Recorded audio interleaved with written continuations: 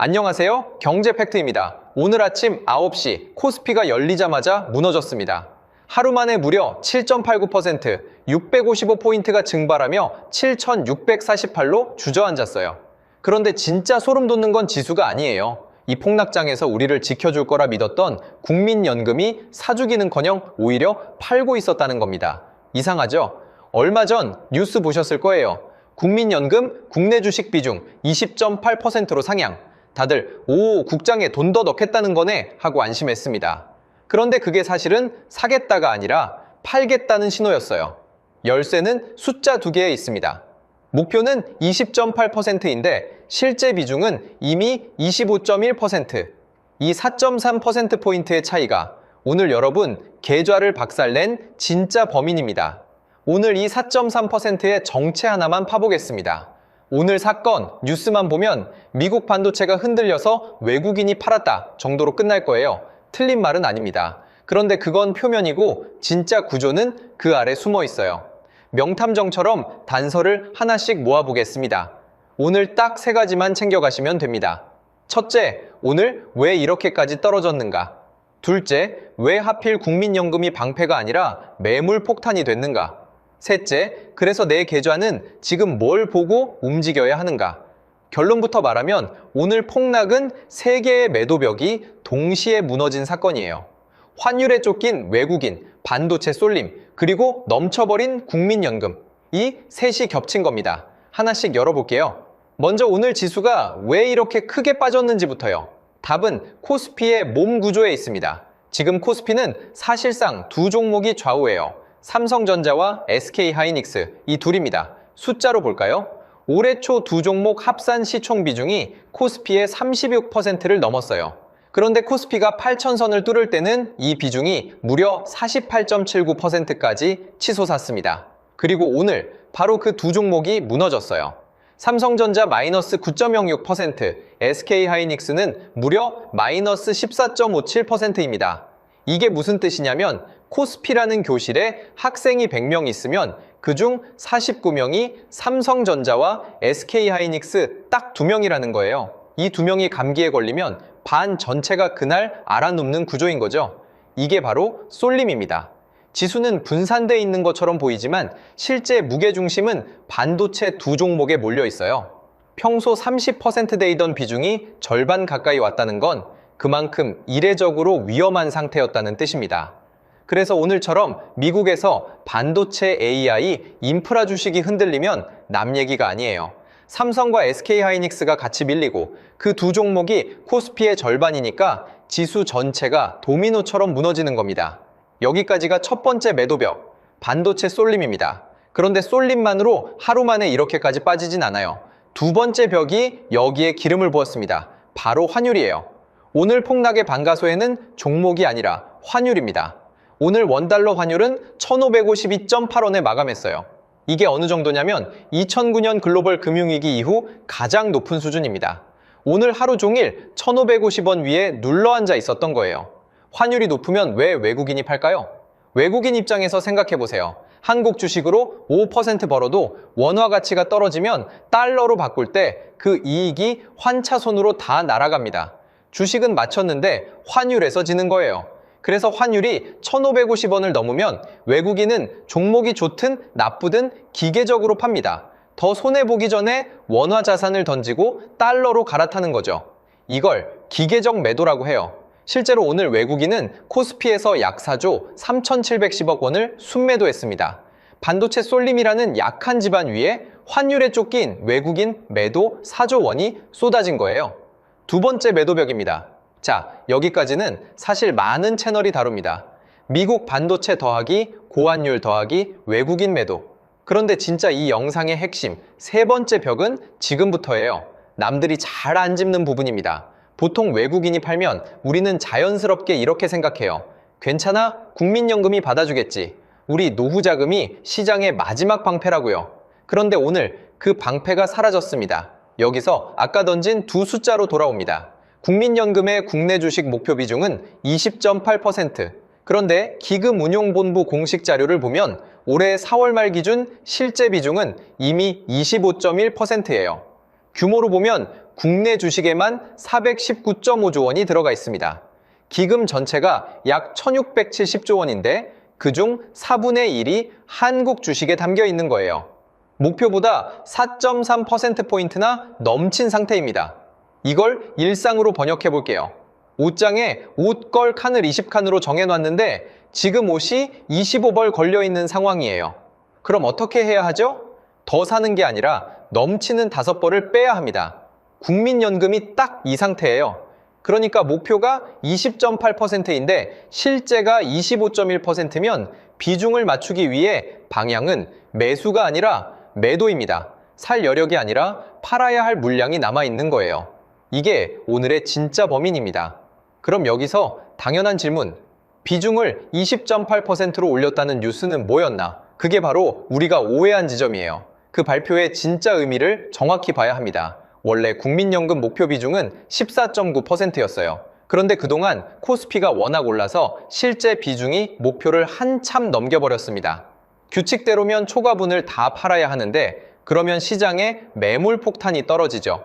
그래서 목표를 20.8%로 올린 겁니다. 즉 팔아야 할 양을 줄여주려고 기준선 자체를 올린 거예요. 이걸 전문 용어로 리밸런싱 부담 완화라고 합니다. 사겠다는 신호가 절대 아니었어요. 정리하면 이래요. 비중 상향 뉴스는 국장 부양책처럼 보였지만 실제로는 넘친 물량을 덜 팔아도 되게 숨통을 틔워준 조치. 그래도 실제 25.1%가 목표 20.8% 위인 이상 남은 방향은 여전히 매도입니다.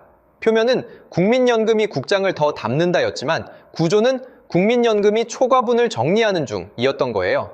표면과 구조가 정반대였던 겁니다. 이게 오늘 사건의 핵심 반전이에요. 말은 그럴듯한데 진짜로 팔았어? 당연히 이 질문이 나오죠. 명탐정은 심증이 아니라 물증으로 말합니다. 거래소 데이터를 보겠습니다. 한국거래소 집계에 따르면 지난 6월 한 달 동안 연기금은 코스피에서 2조 6천억 원이 넘는 물량을 순매도했습니다. 이 연기금 매도의 대부분은 국민연금으로 추정돼요. 2조 6천억 원 감이 잘 안 오시죠? 하루 일당 10만 원짜리 일을 약 68만 명이 하루 종일 해야 벌 수 있는 돈이에요. 그걸 국민연금이 단 한 달 만에 시장에서 빼낸 겁니다. 그리고 이건 6월 상승장에서 벌어진 일이에요. 시장이 오를 때도 팔았다는 거죠. 왜? 오를수록 실제 비중이 더 부풀어서 목표에 맞추려면 더 팔아야 했으니까요. 오늘 같은 폭락장이라고 갑자기 사줄 이유가 없는 겁니다. 그럼 오늘 기관 투자자 전체가 코스피에서 약 2조 820억 원을 순매도했어요. 국민연금이 속한 연기금은 이 기관 매도의 핵심 축입니다. 6월 내내 팔아온 흐름이 오늘도 그대로 이어진 거예요. 외국인 사죄 기관 2조, 도합 6조가 넘는 매도가 하루에 쏟아진 겁니다. 자, 이제 세 개의 벽이 다 모였습니다. 반도체 쏠림이라는 약한 집안, 환율에 쫓긴 외국인 사조, 그리고 비중을 맞추려 파는 기관 연기금 2조. 반대편에서 개인만 6조 넘게 홀로 받아냈어요. 살 기관이 사라진 시장에서 지수가 안 떨어지는 게 오히려 이상한 거죠. 그런데 여기서 한쪽으로만 몰면 안 돼요. 반대 시각도 분명히 있습니다. 명탐정은 유리한 단서만 모으지 않죠. 양쪽을 다 봐야 진짜 판단이 섭니다. 먼저 낙관 쪽. 목표 비중을 20.8%로 올리고 하루 최대 매도 규모도 줄이는 쪽으로 리밸런싱 규칙을 손봤어요.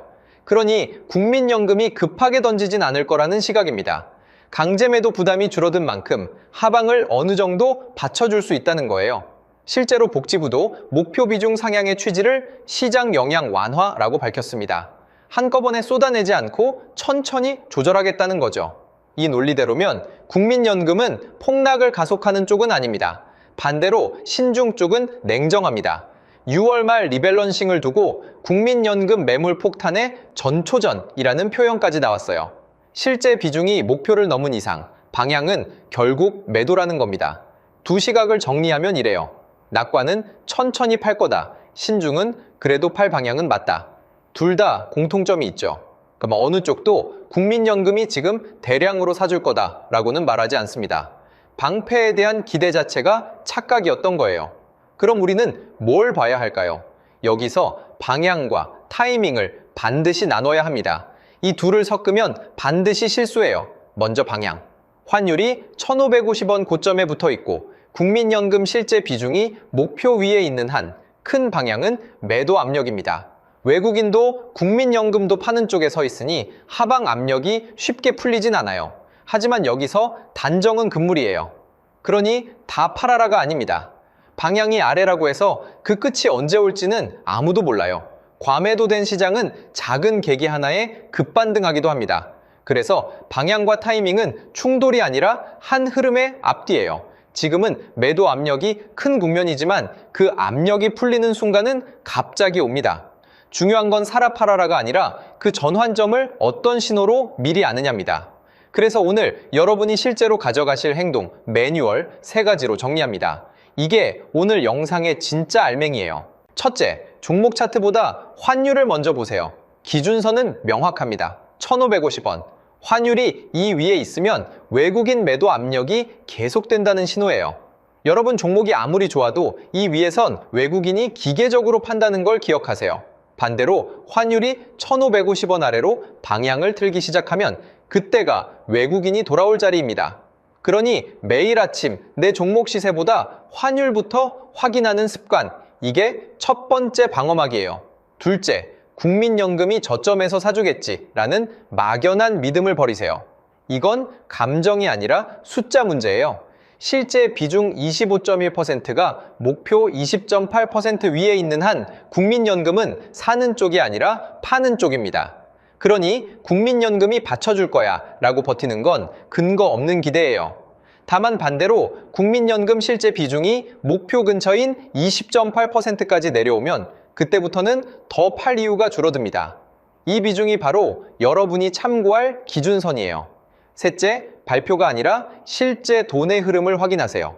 뉴스 헤드라인은 비중 상향처럼 실제와 반대로 들릴 수 있어요.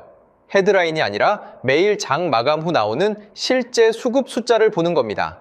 구체적으로 딱 2숫자만 매일 체크하세요.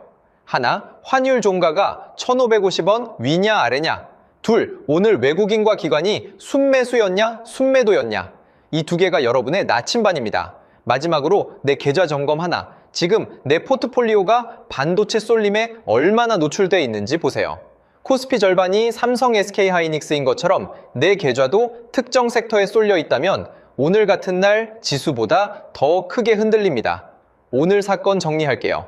코스피 7.89% 폭락은 3개의 매도벽이 겹친 결과였어요. 코스피의 절반을 차지한 반도체 쏠림, 1,550원 환율에 쫓긴 외국인, 그리고 목표를 넘겨 팔아야 하는 국민연금. 이 셋이 동시에 무너진 겁니다. 그리고 오늘의 진짜 반전. 우리가 방패라 믿었던 국민연금은 실제 비중 25.1%가 목표 20.8%를 넘긴 탓에 받아주기는커녕 팔아야 하는 쪽이었어요. 오늘도 외국인 4조 기관 2조가 던지는 동안 그걸 받아낸 건 국민연금이 아니라 개인 6조였습니다. 비중 상향 뉴스에 속듯이 정반대였던 겁니다.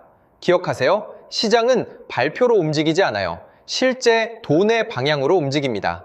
국민연금이 사주겠지가 아니라 환율과 수급, 이 2 신호를 직접 확인하는 사람이 자기 계좌를 지킵니다. 그래서 오늘부터 볼 외부 신호 2개는 환율 1,550원과 연기금 순매수 전환, 내 점검 하나는 내 계좌에 반도체 쏠림 정도. 이 셋만 챙겨도 다음 폭락 때 여러분은 남들보다 반발 먼저 움직일 수 있어요. 오늘 내용이 도움되셨다면 구독과 좋아요 부탁드립니다. 환율과 국민연금, 이 2 신호가 앞으로 어떻게 움직이는지 계속 추적하겠습니다. 지금까지 경제팩트였습니다.